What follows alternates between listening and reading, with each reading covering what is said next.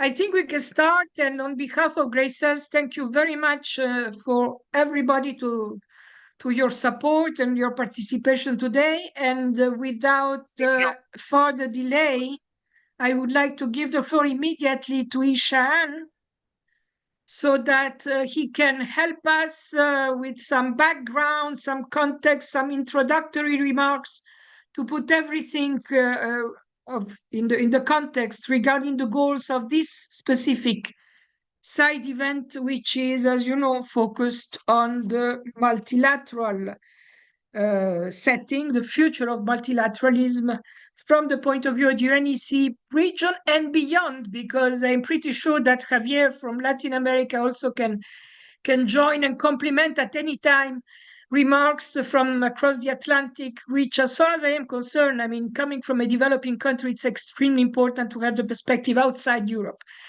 So, Ishan, please, you have the floor. Go ahead. Thank you so much. Thank you for inviting me into the space, and it's so lovely to see so many of you again. My name is Ishan. I'm 20 years old. I'm based in London. I am the co-founder of Stolen Dreams, which is a youth-led collective working to combat modern slavery and human trafficking. And I wear a number of different hats across the UN system.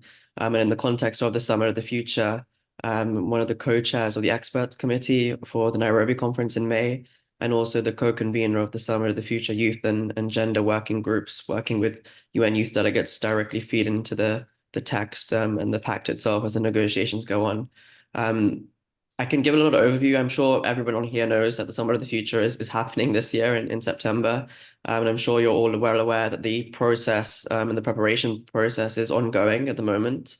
In terms of where we are on the timeline, we are working with a compilation text of the Pact for the Future. The zero draft was published earlier this year, and the compilation text was circulated.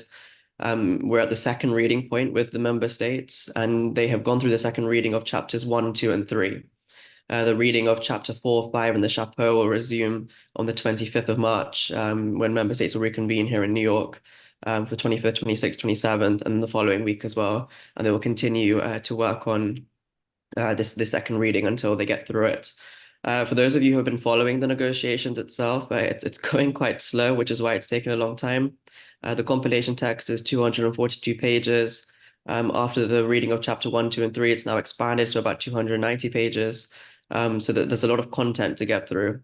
In terms of the areas in which member states are converging and diverging on, I mean, there is general consensus that the Summer of the Future is a process that member states are willing to invest in and willing to sort of negotiate on. So there's buy-in into the process itself. And also the key reforms, the reforms of the Security Council, international financial architecture, human rights mechanisms, ECOSOC, Commission on the Status of Women. These are all key proposals that the member states are rallying behind. It's more so how we should reform is where the divergence happens.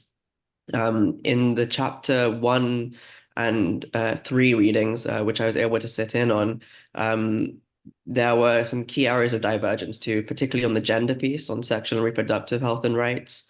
It is the main area of contestation. On common but differentiated responsibility, as outlined in the Rio Declaration, is an area that member states couldn't really agree on. But the G77 is negotiating together as a bloc for chapters 1 and 3. So no countries are having their national positions in those chapters, apart from a couple of paragraphs where the G77 doesn't have a common position. But in essence, the G77 on chapters 1, 3, and 5 are trying to negotiate together as much as possible. But that's where we are on the timeline. And I guess the reason for convening such a space like this is because, as we're all well aware, civil society are very much excluded from that formal process of the intergovernmental negotiations. We're actively being left out and excluded of the process, and it includes UN agencies too. So this side event and then the sort of 7 questions that had been outlined are really to generate a conversation about how can we as civil society support and strengthen that intergovernmental process. The text itself, the compilation text, for those who have undertaken the task of reading all 242 pages, you will see that there are some good proposals. There is some ambition in the text, but there's not enough ambition. And the language doesn't go so far. And what we're also seeing is that in the room, the member states, there is a certain grouping of member states that are very keen to stick to agreed language. When you're talking about UN reform and reinvigorating multilateralism and rebuilding trust, sometimes we have to go beyond agreed language and we have to look at new language and explore new concepts and ideas. And I think that's where we as civil society can come into play and come into support member states, particularly missions that are struggling with capacity. There's a lot of processes happening in the UN every day, and sometimes the member states aren't able to keep up, and that's where we can come in and support. So, want to hand over the floor to folks here on the call and also familiar people who have been working and following on the process and who I've been learning from along the way too. So I'm keen to pass on the mic to those who are interested in sharing, perhaps based on the questions that were outlined in the concept note. Thank you very much, Ihan. If I may just complete what you just said, according to what was flagged this morning at UNEC briefing on the summit and related matters, I took some notes. As I said, in general, I didn't learn a lot this morning. However, I would like to highlight the following that I think is important to consider to complete your description. First is that, yes, the second reading, as you said, was extended to mid-April, and more specifically regarding the reform on the Security Council, the deadline should be June, mid-June, more or less, to address that specific issue of the reform of the Security Council. In general, it was mentioned that there is an overall atmosphere of low interest in the 2030 agenda from the point of view of the SDGs topics in general. Again, I don't know to what extent this is correct, but this is the impression that was conveyed this morning in Geneva, obviously. The UNEC region would like to highlight the issue of aging and not only the youth concerns, which of course are taken for granted and very much supported, but also with the consideration that this is a region where population is aging. So we have to take that into account in the picture as opposed to other regions, right? There is also, including in the UNEC region, the observation and concern of the shrinking political space for civil society, again, in general, including in this region and not only in other regions. Another issue is that the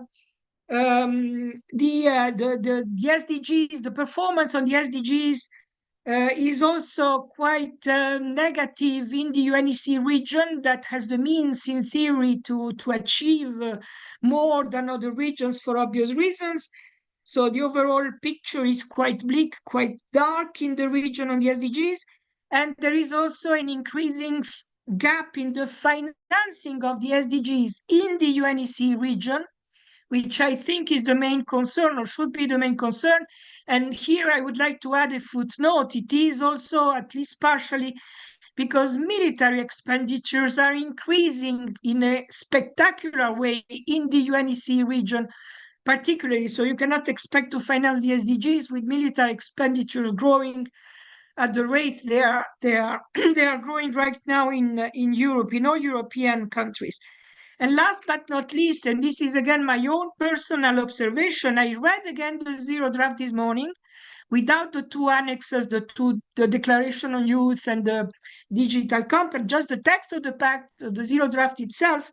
And I started identifying what are the mechanisms, the actionable mechanisms that are flagged in this Zero Draft. I only found a lot of commitments and very nice sentences on principles all over the places. That's wonderful. But when you ask yourself, how are we going to monitor and to achieve all these principles, I only managed to identify 3 paragraphs, paragraph 64, 72, and 109, where the request goes to the Secretary General of the UN system, where he's specifically requested to address some issues in concrete terms, to strengthen the UN preventive diplomacy, to develop new models of peace operations, and to develop youth engagement in the UN system. These are the only sentences that I could find, I hope I am wrong, where we have words that say how to get there, how to implement the principles that are flagged.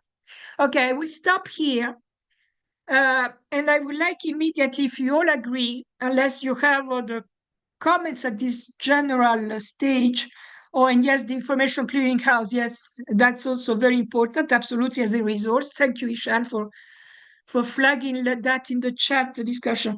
I would like to go to our script, our concept note. In fact, there are 6 questions and not 7, because there was a typo, a mistake, and the question number 6 is a repetition of number 5. I don't know what we have been drinking that day, but well, anyway. So there are 6 questions, and they are just a tool, a sort of trick to organize a little bit our discussion and to make it as concrete as possible, to reflect the UNEC main messages that we should convey, in comparison with some Latin American vision here and there as relevant. And also that should allow us to have some sort of mini micro survey on our screen on what we think are the key issues that we should flag from the UNEC perspective.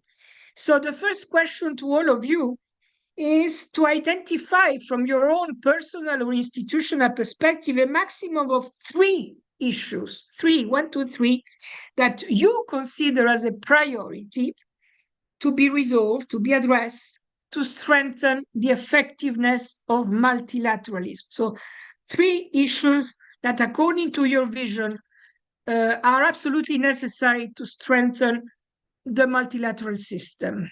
I know it's an exercise in synthesis, but let's try. Let's see where we can, if we can get there. Yes, you can put that in the chat, or you can take the floor. Huh? I mean, I don't mind. Here is so building peace. Okay, Cecile. Yes, thank you. That's 1. We need 3 in theory. You can stop at 1. Huh? Peace and security, I guess. Yep. Yes. International and regional cooperation. Yes, certainly.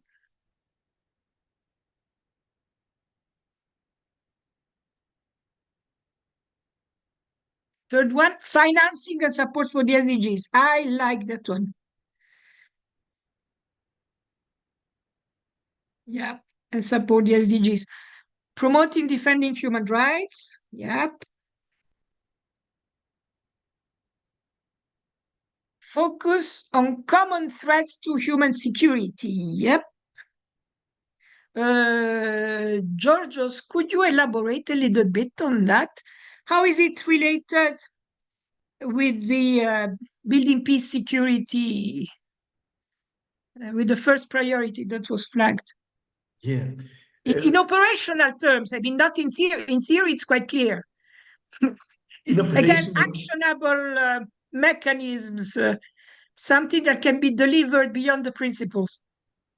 Right. For me, there is a competition now. The resources are limited and they're wasted, as you said before, on wars and waging war and increasing the output of the arms industry, which exacerbates common security threats to human security, from environmental impacts that all this is having, to food insecurity, to other things like that, to depletion of resources. So instead of doing that, I think a measure towards peace is also to divert the resources and the focus of attention and the ambition of politicians and others towards fighting those common threats to human security. I mean, it's a shift of mentality, but those who want to wage wars, let them wage them against those common threats instead of killing each other. For me, it's connected. I know, and practically, it's a matter of resources, the budgets, and the effort that is put in one or the other direction. I don't know if it's helpful. Allocation of resources at the end of the day. But is it a national issue or a global issue, or both? And how to implement at the national level? I can easily identify policies that can be implemented in theory, again, easily when you design the budget of a state, and instead of putting an increase of I don't know how much on military expenditures, you you reallocate to social and environmental and other issues. But yeah, Javier. Thank you very much. Let me please briefly introduce myself. My name is Javier Sudaski. I'm the Director of Research at CEPEI. CEPEI is a think tank working to produce and curate information and data with the aim of helping decision makers in Latin America and the Caribbean working on global sustainable development agenda. So my perspective came from Latin America and the Caribbean, and I'm here today to play like a kind of role of devil's advocate, because I have the same worries than you have, but I have a different perspective on each of them. And I see these issues that you are discussing, and my first reaction, and allow me to be a little bit provocative, is this is very European. That it's okay because we are at the European Regional Forum. But when we and I think that Giorgio's main point here is very important. Why? Because when you talk about peace, for example, you talk about world peace. But to be clear, world peace doesn't mean the same in Europe, in Latin America, and the Caribbean. We have no wars in our territory for many decades. The problems of security are totally different.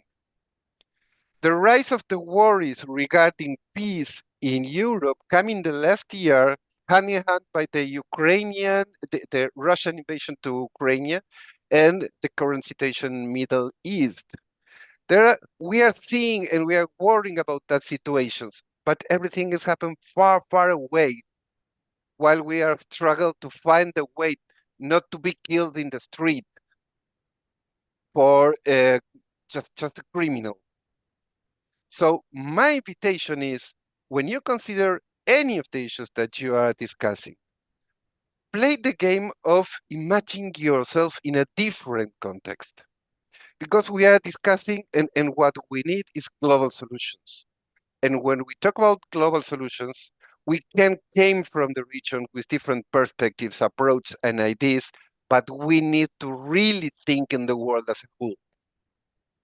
So I don't think that the worry about the war in Ukraine or Middle East should not be considered because it's a European problem. Not at all. But I invite you to change the mindset and play a more broad game when you approach to the issues and think how these discussions that we are having here in Europe will impact or will not impact in different regions of the world. The discussion of global peace is absolutely important all over the world. But to build peace could mean different things in Europe, in Africa, in Latin America, and the Caribbean. So that's my first invitation, if you allow. Thank you so much, Javier. I think everybody will agree with these differences in visions, in definitions, in conceptions. Jeffrey, you would like to intervene? Sure. Yeah. And building upon what Javier had to say, particularly with regard to how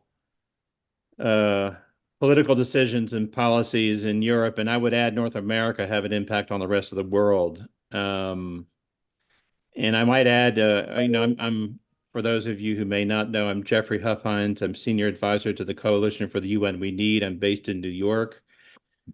And I'm really happy to be a part of this dialogue because sometimes it's forgotten that North America is a part of this grouping. And so I'm really pleased to participate in this conversation. And in fact, along those lines, if I may, I'd like to share with you some insights derived from a dialogue that CSOs had with the U.S. mission here in New York about 3 weeks ago on the Summit of the Future and the negotiations. And so, I'd like to share these observations in the spirit of, recognizing, of course, the United States is an important player in this group, but also the fact that both the United States and Europe, the positions we take, do have a profound impact on the world. So the challenge really is, Javier, how do we change the mindset?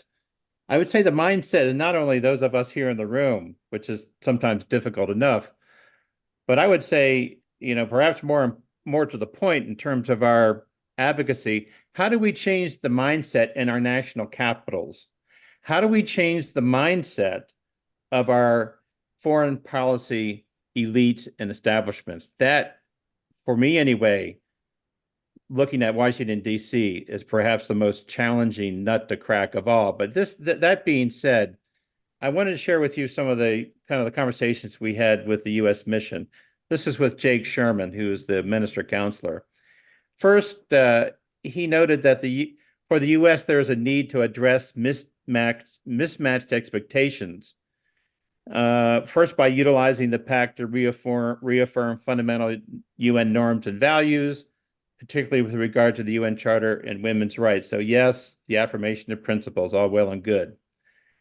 He also suggested that they are seeking to identify a medium-sized short list of new mandates and reforms to address key issues like the emergency platform, the new agenda for peace, the global digital compact, national action plans, nuclear disarmament, which is very tricky of course, for the P5, and the voluntary code of conduct for information integrity. So just in terms of concrete proposals that are now being negotiated, these are some of the issues that the U.S. and of course we CSOs are looking at. There's certainly an expectation that the Pact needs to provide momentum for discussions, ongoing discussions in other intergovernmental fora on Security Council reform, climate change, review of the peace-building architecture in 2025, revitalization of the General Assembly, and then the selection process for the next Secretary General. So each of these are kind of concrete, discrete opportunities for reform, I would say, in the short term, in the medium term. Now, another item of interest was that the original intent of the summit was to address longer term issues alongside the SDG Summit, right? So the SoTF is an opportunity for us to begin to look at challenges beyond 2030. So Jake Sherman was saying that some people in the room, in the negotiating room, see the SoTF as sort of as an SDG Summit Part 2, viewing poverty as the greatest threat to humanity, with IFI reform as the most important issue that needs to be addressed. And so, in terms of the potential impact on the rest of the developing world, we all know that our governments in this region play a very important role. So, there's the argument to be made that the purpose of the SDG Summit was to double down on meeting the targets and aspirations of the 2030 agenda. So we need to set up the SoTF to meet the SDGs and look at the decade ahead. So anyway, he also mentioned the fact, which I found interesting, is that regarding the sensitive issues of the UN role concerning major donors and financial institutions like the IMF and the World Bank, he made mention of the intense resistance from the U.S. Treasury regarding discussions on IFI reform within the UN framework, and how they're really seeking to, neutralize, in a sense, that resistance. And, for CSOs in the room, it was quite astonishing on one level to hear this, because it's like, well, wait a minute. This is the same conversation we've been having for 20 years.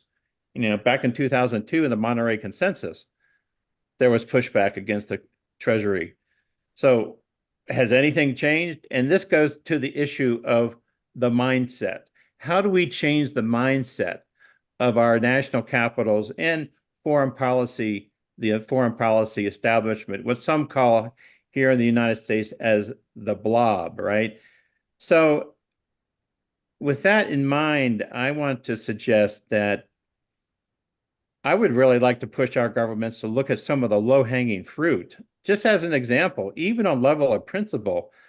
But again, there's a real logjam on this, and that is, why can't the United States and European capitals recognize the right to development? I mean, we all recognize the right to development, but believe me, that is a real sticking point in the United States. Well, Yeah. why? I mean, will that take any skin off your back? I mean, what's the problem here? Why not recognize the right to development? Why not recognize common but differentiated responsibilities, CBDR? What's the problem here? I mean, you want to do a give and take, give that. Give something. So I want to just tell negotiators, yes, we as CSOs, we've got grand visions, we've got Article 109 reform, charter reform, Global Resilience Council. These are all important conversations to be had, but what about the low-hanging fruit? And once you give up something, your big countries, your great powers, you can manage to give something to have a real conversation. Anyway, that's my contribution. Thanks. Thank you so much, Jeffrey. And yes, the US perspective is absolutely key in whatever we can discuss. If I may, on the right to development that is still unrecognized, both in the US and the majority of the capitals in the European front, I think personally, I have my own reply, and it is related on the financial side. If you say in any principle, in any sentence, the right to development, immediately that means allow to develop mechanisms to facilitate access to financing for development beyond what is the current machinery in place at the World Bank and the IMF. And do not forget that the third pillar of the international economic governance is the WTO, that just last week failed on all items of the agenda at the 13th Ministerial Conference in Abu Dhabi. There was no way to agree on anything, not even on the easy topics, let's put it that way. The US trade representative left the Ministerial Conference 3 days in advance, which I think is quite symbolic. And also on the trade front, precisely, the equivalent to the right to development is the special and differential treatment, which, as you said, has a sort of equivalent on the environmental shared responsibilities, but with the difference, the caveat, that the WTO, it is the only institution when special and differential treatment for developing countries has legally binding implications, and it is unique in the multilateral system. So you put all that together, and immediately when you say right to development to a US negotiator or even to a European one in general, immediately there is a sort of allergic reaction, physical one, since more than 30 years now, since the Washington Consensus. And that didn't change. So you change mindset. Certainly you have to change mindset.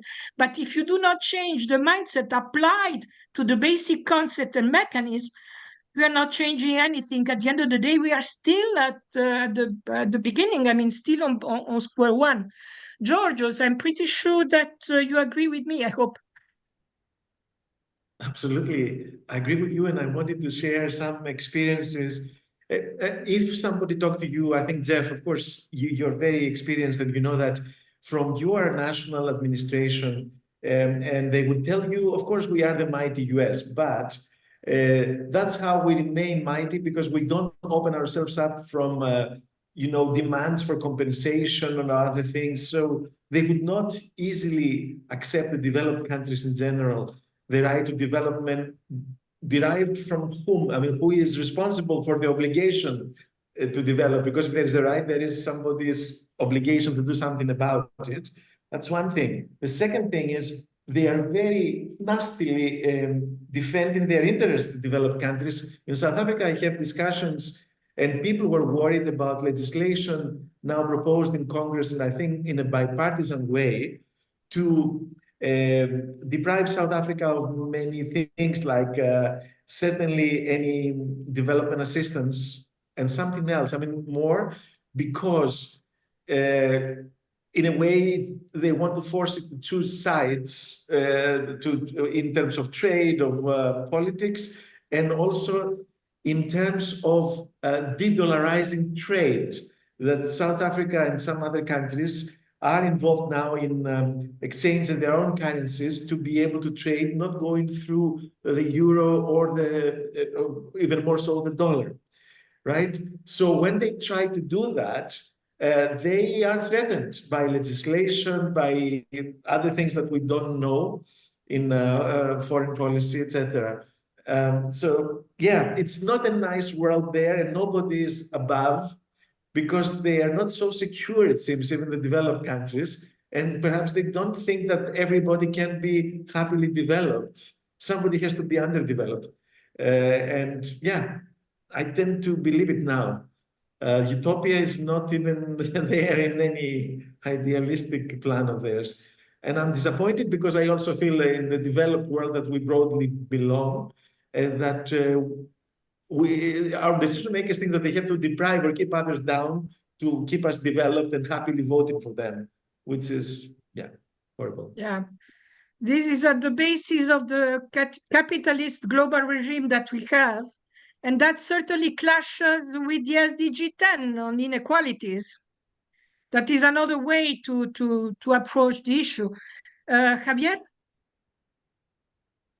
Sorry, but I think that Mohan was raised Oh, his I'm hand sorry, before me. Mohan. Yeah, I cannot see your yellow hand, Mohan, because It's there is the not, flag of the Palais. yeah, no, it's over the Geneva flag and SDG 10, I think. That's why you can see it. Um, sorry, I wanted to share something from another perspective, from Singapore perspective, because this small tiny island, which they call the Red Dot, which is extremely wealthy, probably the second wealthiest state in this part of Asia, has another perspective, another outlook on peace and security, as Cecil had said in the chat, and also on development. They're doing a lot here for the SDGs. The number 1, 2, and 3 is not a concern here because of the wealth of the state and the tremendous efforts made to bring down the Gini coefficient quite tremendously. Yeah, I mean, they made tremendous strides in the last 2-3 years. But the concern here is that they are looking at this massive war fought by these huge elephants, and the little grasses are suffering. And even though you may be a poor grass or you may be a rich grass, it doesn't matter anymore. You're going to suffer. And that is a concern here, that this is going to affect not just the wealth or the wild lifestyle of this little island, but what it's going to mean, what the domino effect is going to mean in the region and beyond that. Because every country is linked to each other through trade in many ways. And when the aggregate demand, which has basically coming to a grind because of the wars between Ukraine, Russia, what is happening in China, and so on, this is raising a concern here. How are we going to continue to support and finance the SDGs? You can only draw down on your reserves so much without actually causing a concern, because every time you draw down the reserves, you need to actually plan for the next 2 to 3 years how you're going to replenish those reserves. And this is a huge concern for little countries like Singapore, and I'm sure other countries that are less wealthy. So these are the concerns from this perspective, from this part of the world. The frustration that there is absolutely nothing happening at the Security Council. I cannot tell you enough, with the governments here, small states that have got together to say, for heaven's sakes, do something, and nothing is happening. And nothing is going to happen until, I think, as Jeffrey had said, something has to give in the US, something has to give at the very, very top level of this global perspective. Something has to happen, and it's not happening. And this is a big worry for small states. Thank you. Javier, please. Thank you. I will come back to the issue of the right to development, but before I want to highlight and a particular item that is very related with what Mohan have said. And again, from the Latin American, the Caribbean perspective, trying to contribute to this debate. I think that maybe the major risk that the Summit of the Future is facing right now is to become another failed option to introduce the required changes in multilateralism. Now, in my region, we are seeing, and I think that the same is happening in Europe, we are seeing an increasing disappointment with the 2030 agenda. Why? Because the 2030 agenda didn't fulfill the promises it made, and we strongly announced back in 2015. So the result is that people is not feeling that the 2030 agenda will change any important issue in their lives. And they are looking to in another directions, but the 2030 agenda and the SDGs are highly contested in Latin America and the Caribbean at this time.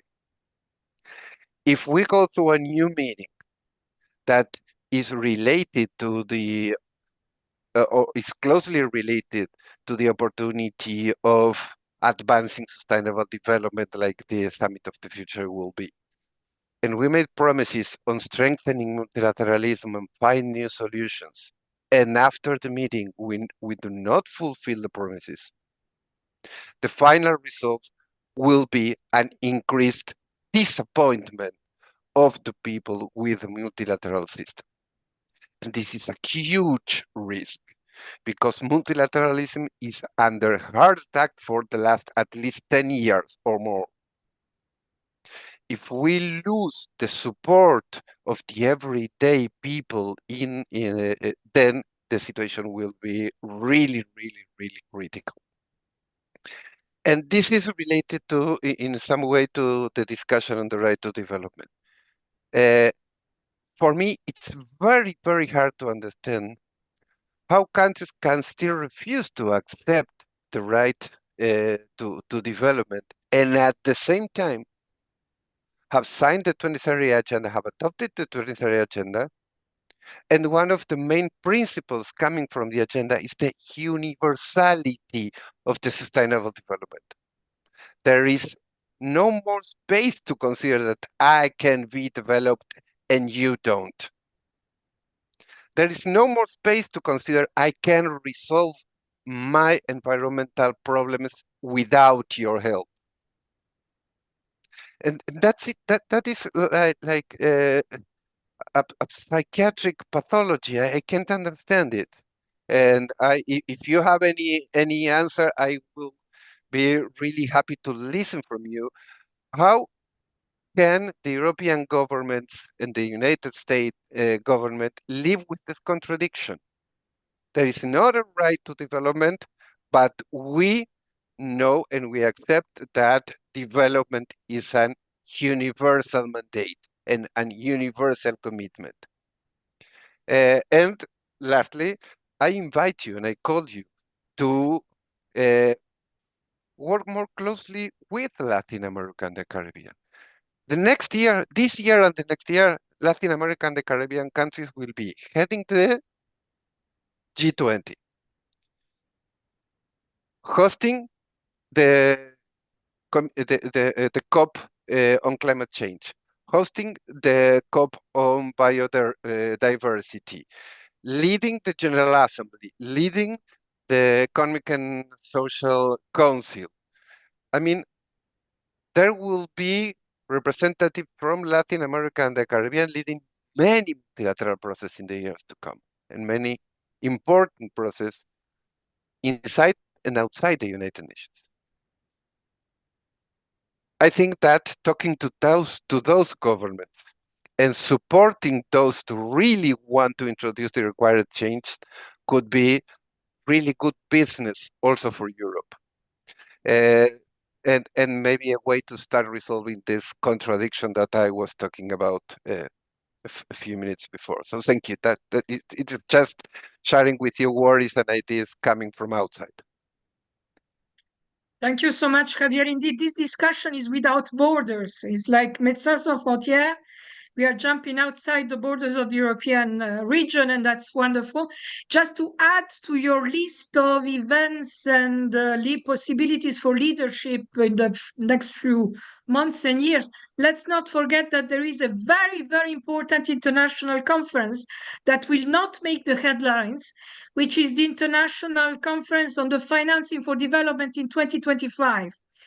And that one, because it is so technical and the financial issues are not, really easy for journalists to grasp, I'm pretty sure that, as usual, it will be undermined from the point of view of the attention. But for me, it is even more important, that one, than any event on the conference on the SDGs and so on.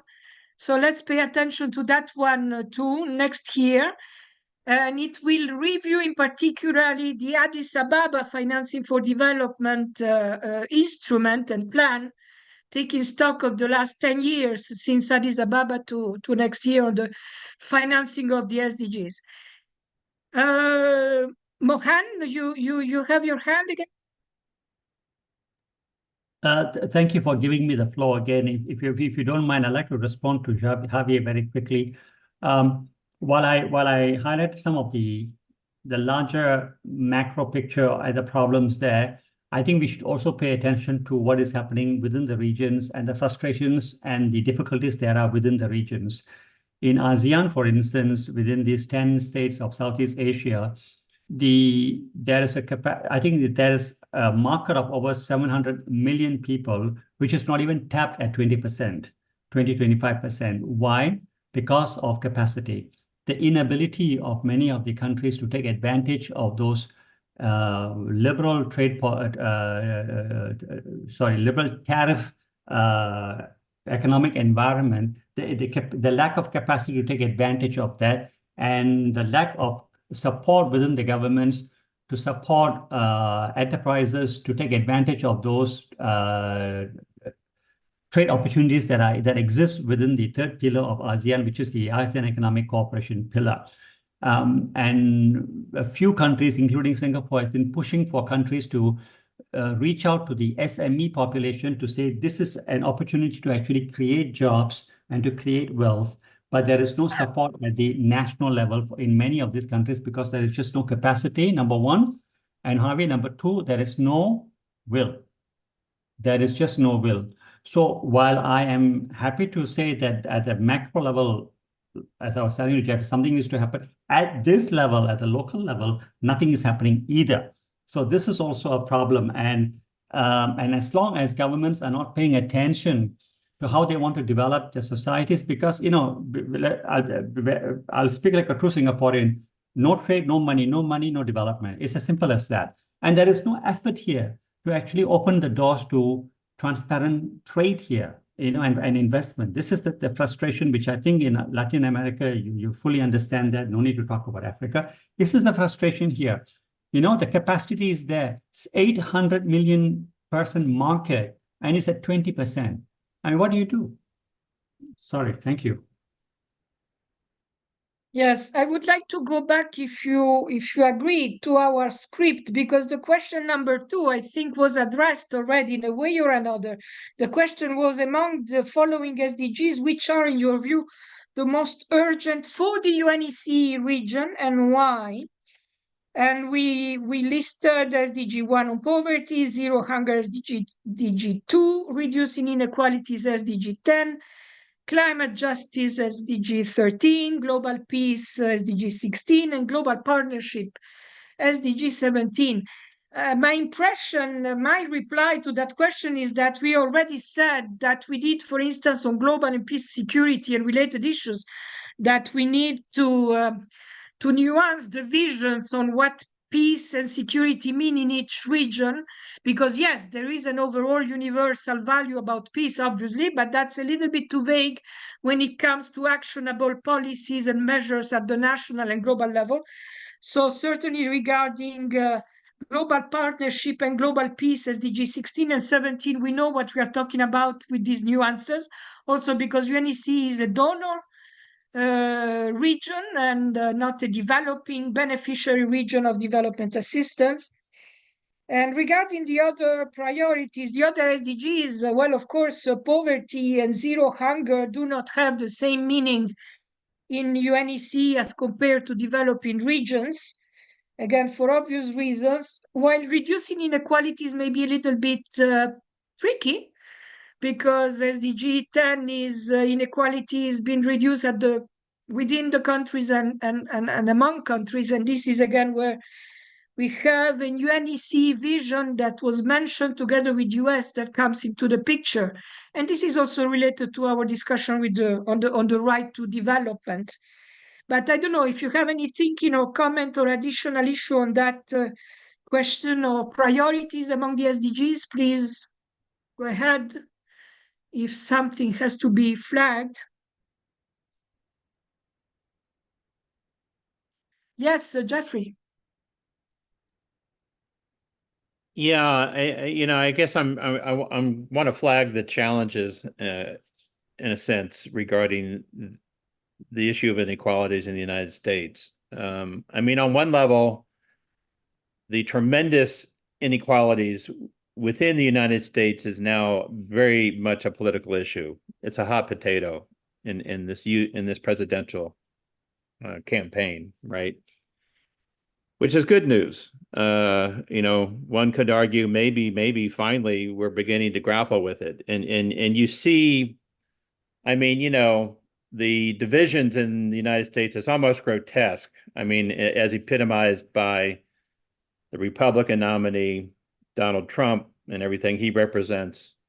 And then you have a very older man, Joe Biden, who maybe his heart's in the right place from our perspective.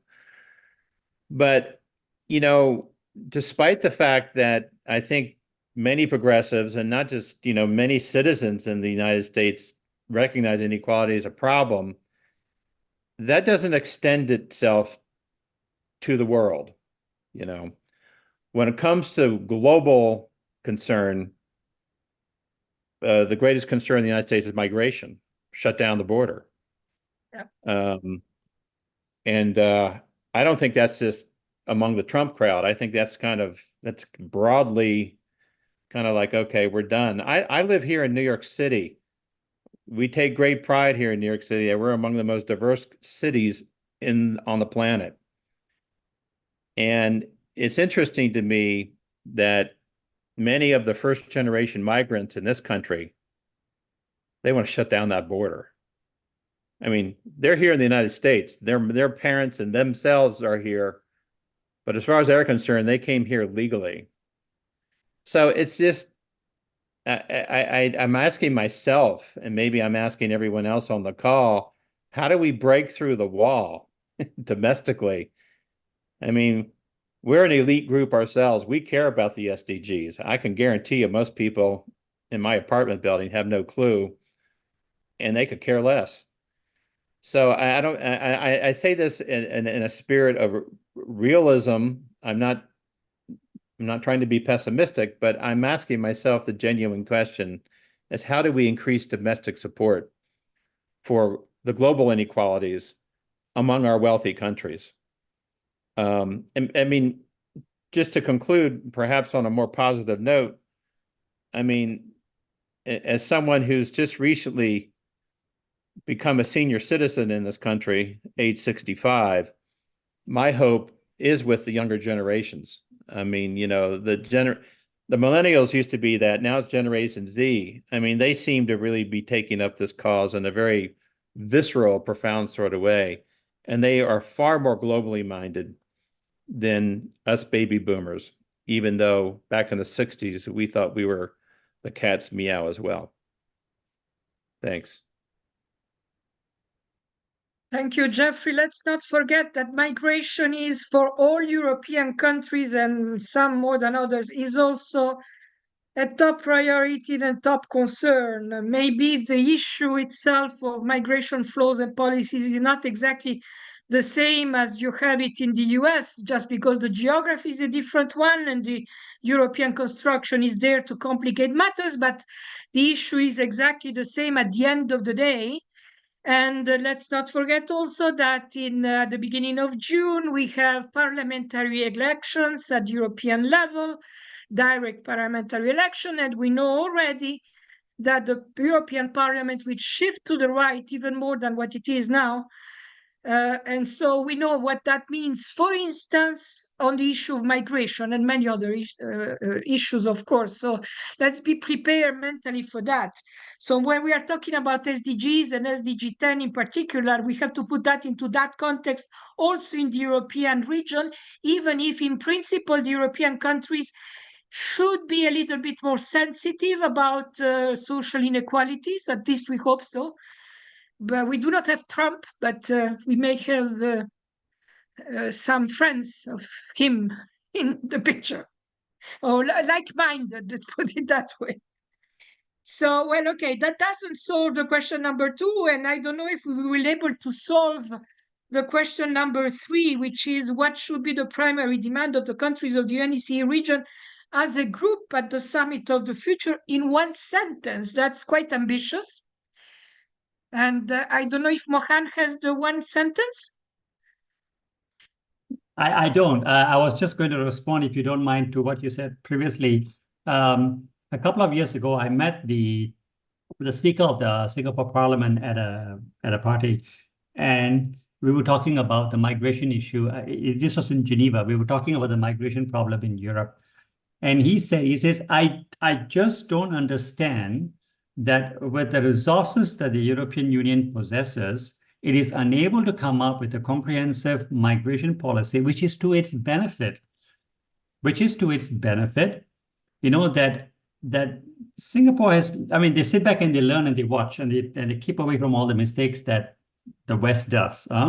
And migration here has become, it is a hot topic also, but it's a very well managed topic because they have stayed away and they moved the conversation away from migration being a problem to migration actually contributing to society. He says, I just don't understand it. I've spoken to so many parliamentarians in the European context, and the concern is larger and it is not focused. This is what he said. I'm just repeating what he said, and I think the frustration from this side, like, you know, why can't you just get it right? I mean, why is it such a complicated problem for you with the resources that you possess, you know? Because migration is something that will not go away. I mean, it's going to be there. It's been there for decades. It's been there for centuries, you know, and it has always contributed to growth because there is enough studies in the UN that shows what exactly how migration contributes to development. So this is a frustration that I think I wanted to share, but I'm sorry, I don't have an answer. And maybe we can go on to your question 3.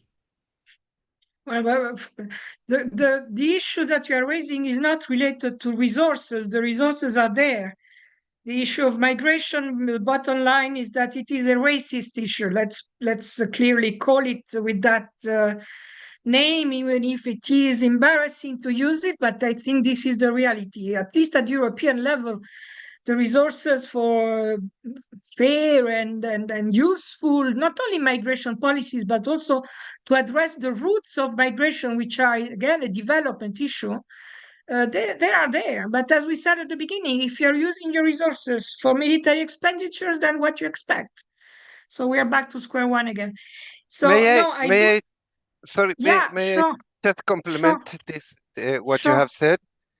It is very interesting when you look at the migration and the refugee issues from outside the development countries' perspective. You're saying the money is there. We just need to invest it and decide to dedicate this money to an issue that it's a strong one and it's here to stay. When we look at this issue from a different region and we look at the developed countries, it is pretty strange. As you may know, the money that a country invests in receiving refugees in their own territory is part of the development official aid. Assistance, yeah. Exactly, it is counted as official development assistance. Correct. And it is money that don't go to another country. It's money that a country invests in itself. So it's not only that the money is there. It is about the countries tricking the way in which they count and use those resources. You cannot consider that you are contributing as a AOD when you invest in your own country, even if it's about migrants and refugees. This is necessary. This is very important. That's great that you make that investment, but this is not international cooperation. So it is not only that the resources are available, it's also how your countries are deciding to account those resources. How the developed world is decided to account those resources, giving them more or less visibility from the world or for their own internal public. Yeah, no, indeed, you're right, Javier. But I was thinking not only about the resources specifically right now in the short term, allocated, for instance, at the European Commission level in the budget as assistance to refugees and help to migration flows and so on. I was thinking in a broader sense in terms of ODA altogether, and we are still very well below the 0.7% of the GDP that is still at the utopic target, and it's still peanuts in terms of the overall volume of resources that is in theory available for a fair development assistance to address the roots of migration, which is a development issue. Refugees may be a little bit more complicated because it is related to conflicts, okay, but migration flows in general are a development problem in the first place, and they are not recognized as that, as such at the level of the decision makers, certainly not in Europe. I think in the US is also the same. Well, it's not that I would like to go back to the questions, but still I think there are useful tips and ideas to provoke further discussion. For instance, what opportunities do you think the Summit of the Future process opens for the UNECE region? Some of them were already mentioned, what the Summit of the Future should be. As Javier said, it should be another traditional sort of diplomatic process, but rather an event that should deliver concrete changes in some institutional mechanism, and of course the mindset, as mentioned before. But from the UNECE perspective, more specifically, can we flag or identify something that is really the expectation or the opportunity from the UNECE perspective in the summit? Or is it diluted within global, universal sort of concerns? I certainly would flag peace in the region, since we have Ukraine next door.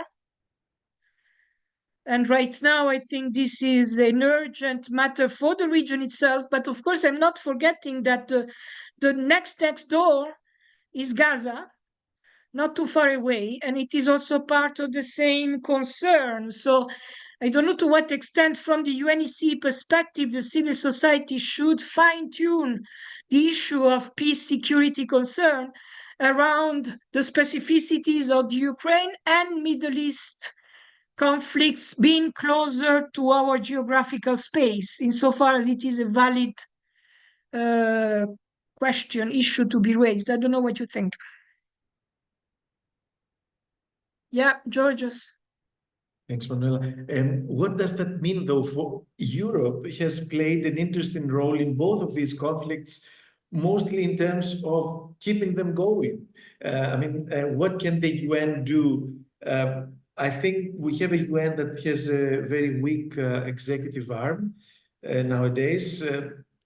Apparently, I don't know, weak conviction or weakness in means and etc. Only appealing to others and not doing much. And I think because the European region and North America are the main funders of the UN also, right? So they want also to make sure that not more money is spent on development assistance or on new structures, on this or that. So it is a defensive game that probably is being played here rather than an opening up of new possibilities for cooperation, I'm afraid. And the Ukraine-Russia war could be going towards some kind of a peaceful resolution if, for example, the other countries of the EC region were trying to find a peaceful solution. Instead, they're all funding this war, let's say, that they want to see a victory rather than a kind of peaceful resolution. In Gaza also, there are delayed tactics to allow Israel to finish off the work, it seems, and all this about humanitarian assistance is done. I think not very substantively throwing things from the sky or small boats from Cyprus, but destroying UNRWA, for example, which is the long-term provider of assistance to the Palestinians. So I think the region's role is rather negative. And if that is the purpose of it, we should be concerned about what we get out of the summit, if anything. Thanks.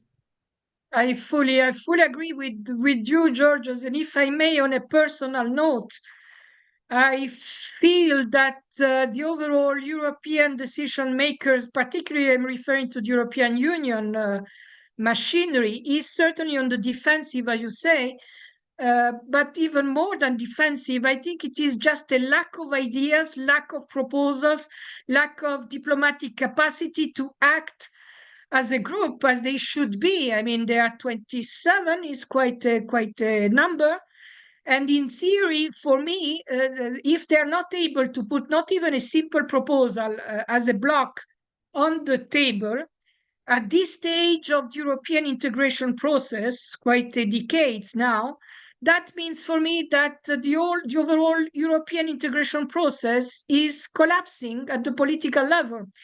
At the economic level, maybe it's still more or less stable, but certainly the progress that was expected some 10, 15 years ago in terms of making a more political, solid construction, that is falling apart. And if that falls apart, as far as I am concerned, that's the end of the European project. And the beginning of the end would be the elections in June. I'm very sorry to say that because I am a Europeanist, totally convinced. I mean, since age, I have that in my DNA, as I have also a Latin American DNA at the same time. I'm not schizophrenic, but that's the reality. And I feel that this is where we are in Europe. We are in an empty space with no ideas, no progress, no proposals to take any initiative, not even the very simple one. Jeffrey, I'm sorry, Jeffrey, please. Well, I'll just offer a further reflection along these lines. I mean, we are at a profound historical inflection point, and it's not easy to see how the Summit of the Future or the UN as an institution will provide is the fulcrum for, getting us out of this dynamic. I've had colleagues say it's rather, I mean, there's a radical disjunction between UN timetables and processes versus the geopolitical dynamic. I had a colleague say recently, it's quite incredible. It's rather insane in a sense to expect anything from the UN summit when you have a US presidential election taking place in November. What's happening? But these are fundamental issues of electoral cycles and whatnot that are out of our control. From my point of view, this is where we as civil society have an even more critical role, which is, in the face of reality, shall we say, of political reality and dynamics, we need to provide the vision of what is possible, and pitch it forward. I mean, in the short term, it's not looking great, of course, but there will be soon enough an election of a new Secretary General.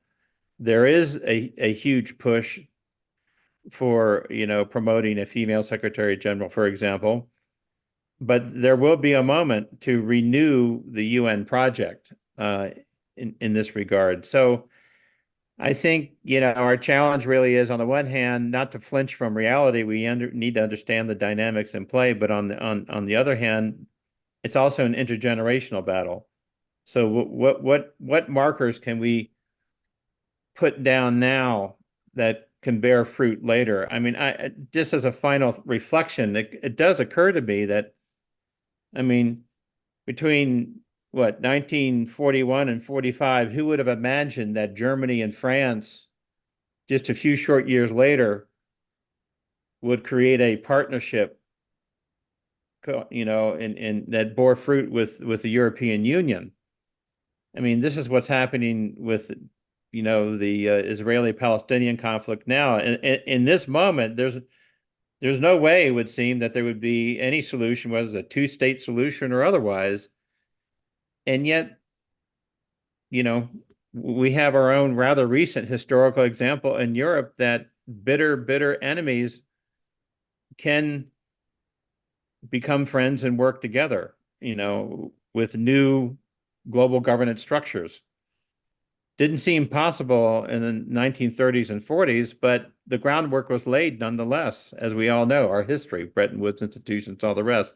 So now is a new moment, but I guess we need to approach it with a degree of humility, because we have no idea how this is actually going to happen. But we're here providing vision, laying down the markers.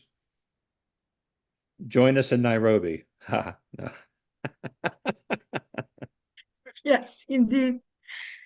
Can I just jump to the question number 5, which is a very short, micro again survey on the knowledge, on the awareness also of NGOs in the UNEC region and beyond regarding the Summit of the Future, just to take the temperature as far as you are concerned, your perceptions.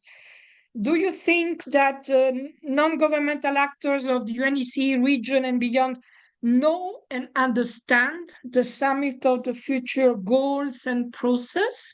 Would you say that you strongly agree, neither agree or disagree or strongly disagree with such a statement? What is your perception about the knowledge of NGOs in general? Of course, we may be the privileged one, but beyond us, out there in the streets. We said something about your building, Jeffrey, that nobody knows about the SDGs in the building, which is the case of all our buildings, I think. But in general, do you think that the NGOs are aware of the Summit of the Future? For instance, this morning at the UNEC briefings, there were a few European NGOs, big NGOs in the room, and more or less, I think, yes, they were aware, but probably because they are involved, they are engaged, they are part of the process in a way or another. Don't know to what extent that can be generalized.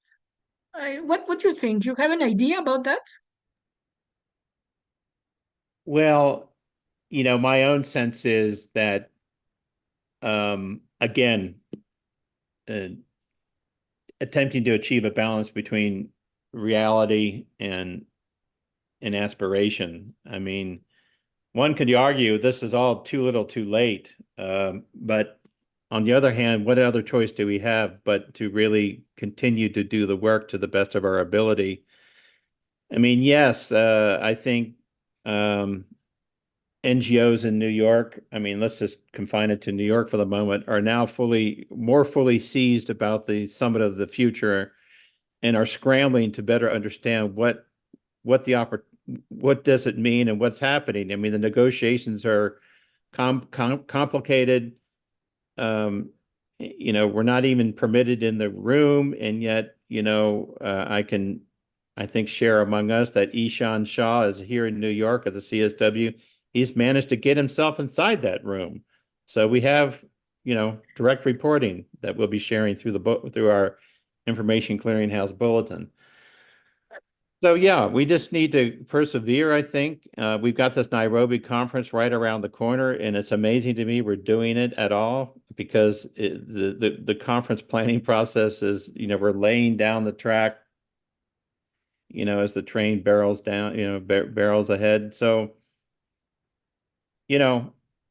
let's hope for the best, I guess, and bring more people on board as it continues. Cécile, please. Thank you. I find this discussion absolutely fascinating, and I fully support what you are saying, Jeffrey. First of all, a couple of remarks. Let's not forget, it's very hard to say that there is a UNECE perspective on anything, because remember what the UNECE is composed of. On the one hand, you have North America, you have the European Union, and then you have the 15 states that used to compose what used to be called the Soviet Union. And there are huge differences and discrepancies among those countries. I mean, poverty, believe me, I've been to a number of countries in Central Asia. There is a lot of poverty there. The issue of migration is extremely active. You have a number of regular migration corridors in Central Asia going both ways. So it's very hard to come up with a UNECE perspective. But to address the key points that have been made, I was very interested in what you said, Javier, about the risk that that summit could be a failure, and that the people, if I understood you correctly, there's already a huge level of disappointment among the people in Latin America and the Caribbean about the SDGs, and the risk being that disappointment could be even stronger. If we can hope for anything, I think, coming out of that summit is what you said, Javier, that civil society, there's a difference between civil society and the public at large. I mean, the people in your building may not know much about the SDGs, but some people in your building may be active among organizations, civil society organizations or associations, and I bet those people are more aware and more active. When there was a briefing, a couple of briefings at the Palais des Nations for civil society organizations about the summit, those briefings were packed. I mean, granted, those are NGOs that are accredited. So by definition, those NGOs are already involved and interested, but still, I think there's a high level of interest. So what I'm trying to say is that our focus indeed should be on sending messages that express the concern of people who are already committed, and of people who express themselves through associations or NGOs, which is why I agree that the Nairobi summit is a very important moment.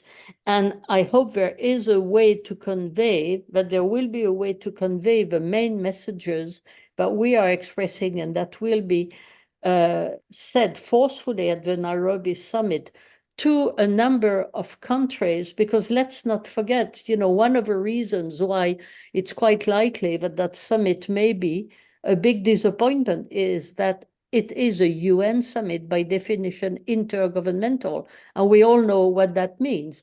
But among those 193 states, and that again, that's what you said, Javier, there are a number of countries that are interested, that are committed, in particular the small states, and this is where Singapore, of course, comes in, but not only Singapore, a number of the countries in the Caribbean were key to some of the successful outcomes at the COP in in Dubai and the establishment of a loss and damage fund, the small islands, developing states are extremely vocal and very well organized.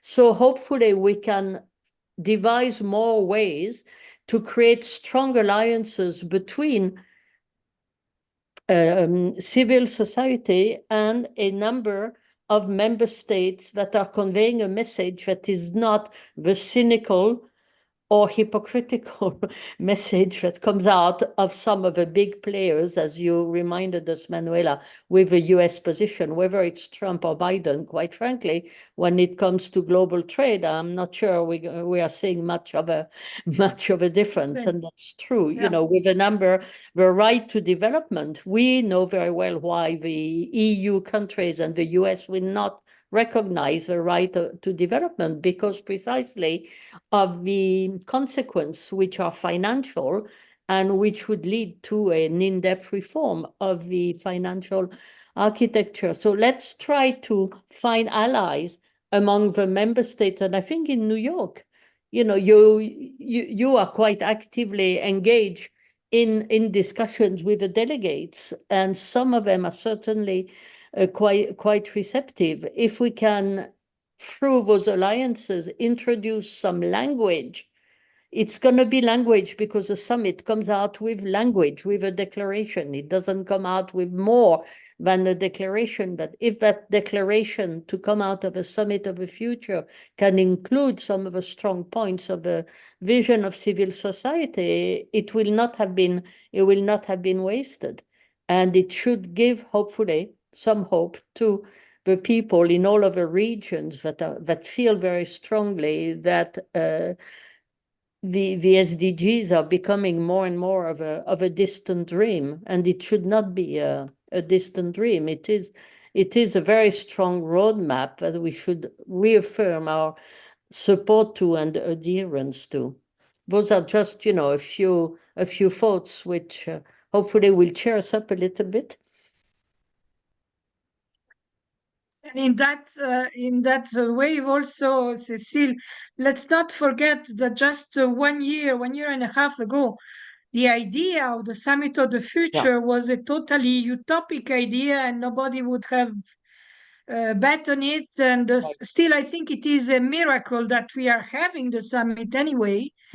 And yes, it may be a disappointment, but it depends on where you put your bar expectations. If you put it at a too high level and unrelated with the real politic, well, obviously you're going to be disappointed anyway. But already for the multilateral system, it is a miracle that it is happening. Yeah. This year, despite all troubles and cyclones and the catastrophic events here and there. So, well, I will just skip unless you have other comments on the last question that was number 7, which is actually number 6, which is on ODA, because the UNEC region, as we said at the beginning, is a donor region financing development assistance. And that should also be flagged, as we said, in the context of the SDGs, in the context of the summit, in the context of the future of the multilateral system as a whole. And as far as I could read again this morning in the pact, in the zero draft of the pact, I saw just a very vague language on ODA in general, but extremely vague as compared to the needs, as Javier said, for instance, and others, to the needs of the development assistance. And for instance, there is not the usual reference of the 0.7 minimum GDP as an indicator. It's not even there. So I wonder if we can, we as civil society, push for something stronger language, as you say, Cecile, in that direction. And as a minimum, put again the 0.7 indicator in a paragraph somewhere. I don't know if we can get there, but certainly it would send a strong message to the developed countries. If it is not right to development, at least it is right to development assistance, which is better than nothing.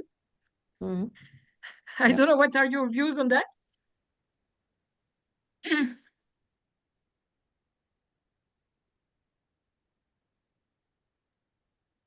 Manuel, I'm not sure who you were asking. Maybe you're asking us collectively. I mean, certainly yes, and I think that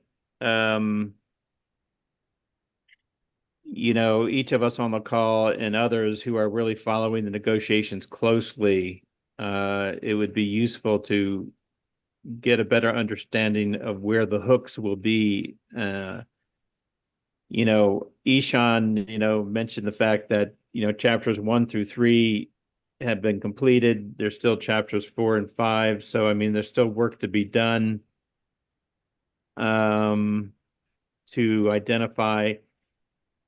I mean, what would be useful is to go through the compilation text and actually find some of the key phrases that relate to the issue of ODA and right to develop more broadly, and see where we could provide the strength in language, as Cecile is suggesting. I mean, we need to find the language, we need to find the alliances, we need to find the member states within the GA who would introduce that language and champion it. And even, if I may add, just more broadly with regard to the Nairobi conference, the idea is to put together a group, I mean, a so-called smart coalitions, but really, you know, putting together multi-stakeholder groups of member states, civil society, yes, private sector, let's focus on SMEs, for example. Why not, you know, rather than TNCs, and find partners that will actually continue to advocate and push for these stronger proposals, as well as implement those proposals of the pact that are agreed to, at least the ones that are constructive. So, you know, just pushing forward. Yep. Georgios? And then Alejandro. Georgios, please. Yes, thank you. I'd like more drastic solutions, meaning not ODA, which is not really working. And what we said before about migration, that you return the money to your own country. ODA is often also consultants and projects and products from the country that gives the money to the country that receives, is supposed to be the beneficiary. And also, it's not the principle of teaching others how to fish and not giving them fish. And when I see Haiti and other places that have been destroyed by some kinds of assistance, I prefer that we change the terms of trade and the terms of liquidity in the financial system rather than give them 0.7, which will not happen even. And there you have to we have to understand also the mentality of the developed country people. There is precarity and security within developed countries. People don't want more taxes, don't want this, don't want that. There is a problem of ethics, I think, in leadership and everybody, and fairness and all this. So we have a lot of work to do. And I'm not sure if some small groups with various stakeholders will be able to advance that. We really need vision and leadership, and I don't think we're getting it from leaders. And the civil society that's involved is a small minority. It doesn't really resonate, I think. I mean, we're trying our best.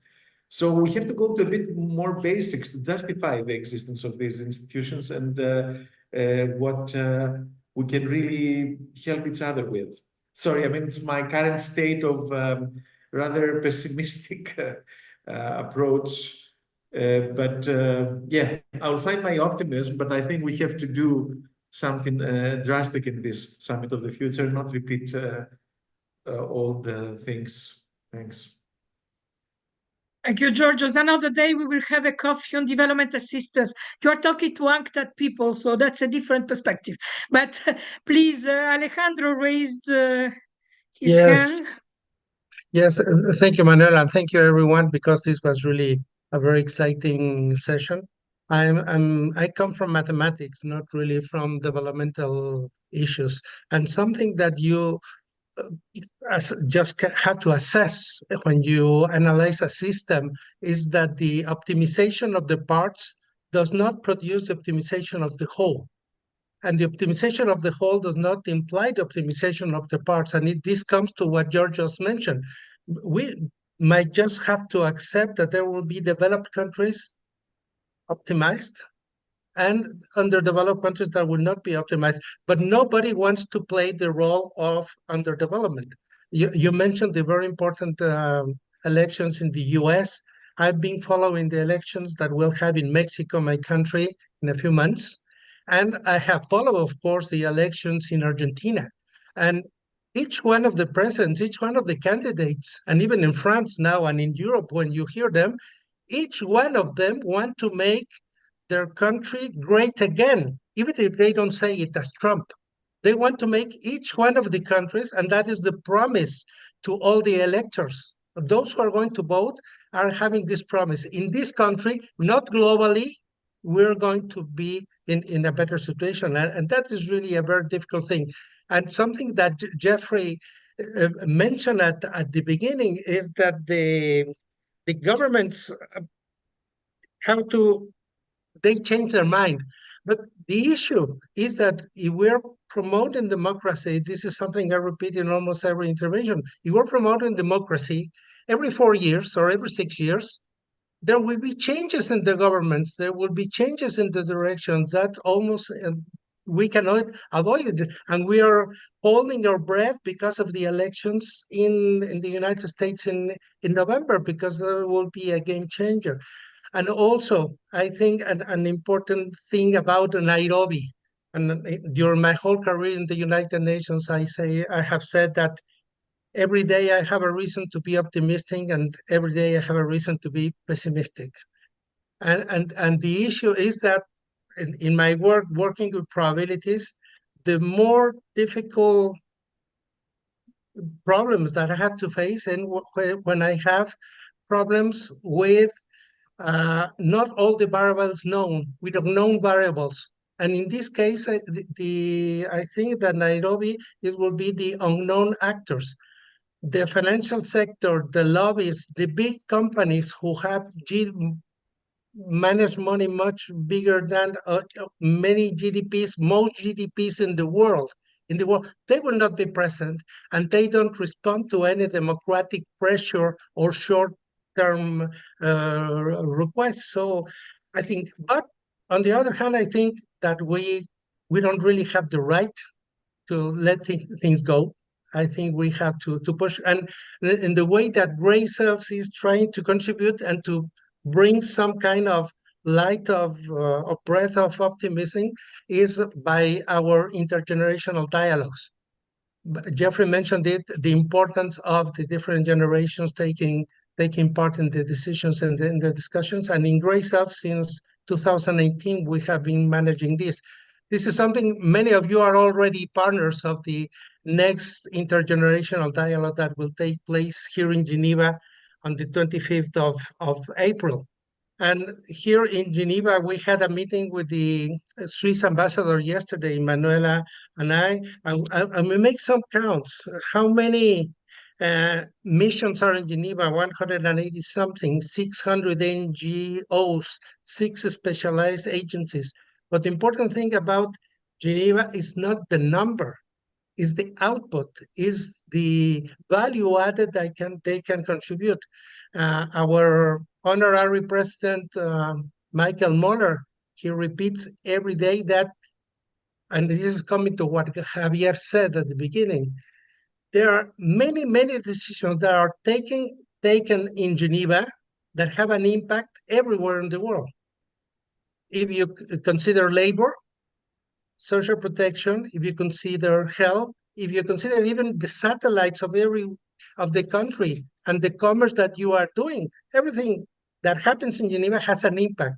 So that gives us a motive to be a little bit optimistic. We know that things have to change, and we know that Geneva has a better or more important role to play in this new architecture of the UN. So, of course, you will all receive the information about or you have already received the information about the intergenerational dialogue. We still have a questionnaire. I'm sure that all of you would provide really very important inputs to those questionnaires. We have questionnaires to have your saying on what this intergenerational dialogue will address and what we are trying to bring from Geneva to Nairobi and to the Summit of the Future. So it was more publicity than comment, Manuela. Sorry. Thank you. Was a useful publicity anyway. Because yes, in Geneva we have a different mindset. Going back to Jeffrey's comments on New York, even the Swiss mission cannot be compared to the US mission when we are talking about host countries. The mindset here is very, very different from the point of view of the host country. So that's a good point, an optimistic note. Well, if there are no further comments or questions, we will share with you the recording of this session. I think we had quite a fruitful, intense, substantive discussion with a very broad geographical scope, far beyond the UNEC border, which is very healthy, I think.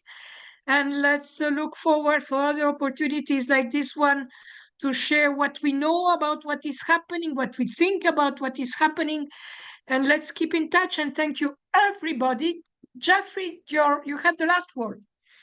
Just one final thought. We will send you a report survey to fill out so we can share the outcomes of this amazing dialogue with everyone in Nairobi. Right, Javier? Great. Thanks. Yes, Cecile, you wanted also to conclude with something? No. Yeah, thank you very much. Also, to think about how to convey these messages to Nairobi. And as Alejandro said, also our Geneva dialogue will produce a final communique for Nairobi and New York, of course, and whoever is on the radar for these kind of concerns. Thank you, everybody. Have a nice day, evening. Late evening in Singapore. Thank you all. Bye-bye. Thank you. Gracias.